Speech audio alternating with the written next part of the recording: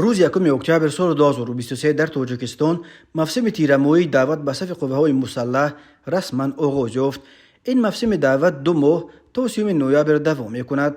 علاقه در روز اول دعوت تیرمویی چند منطقه از جمله ولایت مختار کوهستان بدخشان، نویه‌های منطقه رشت، نویه وخش و فرخار ولایت ختلان و جماعت وارخ و چارکوی اسفره 2 نقطه عظمت داغ در مرز حساس تاجیکستان و قرقیزستان از اجرای پوره نقشه دعوت خبر دادند. در اکثر منطقه ها گسیل نخستین گروه های جوانان دعوت شده با شکوه با رقص و سرود و مراسم کلچگزان دایر شد.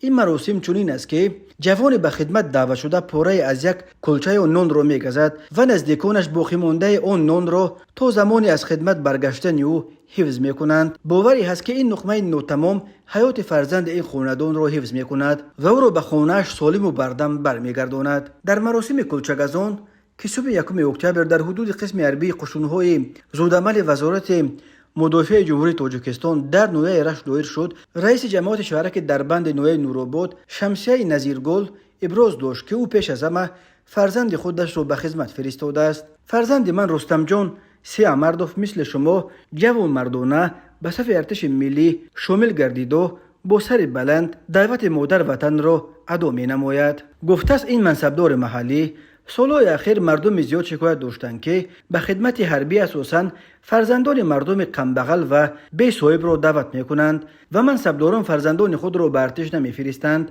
چند دفعه اخیر برخی منصبداران سطح میانه از فرستادن فرزندان خود به خدمت حربی خبر میدهند، ولی این هنوز یک پدیده فراگیر و بدون استثنا نشده است. قوه‌های مسلح تاجیکستان هر سال به تقریباً از 15 تا 16 هزار نیروی تازه نیاز دارند، ولی با آنکه در کشور تقریباً 700 هزار جوانان از سن 18 تا 27 به سر میبرند، هر سال مقامات در اجرای نقشه دعوت مشکلی میکشند.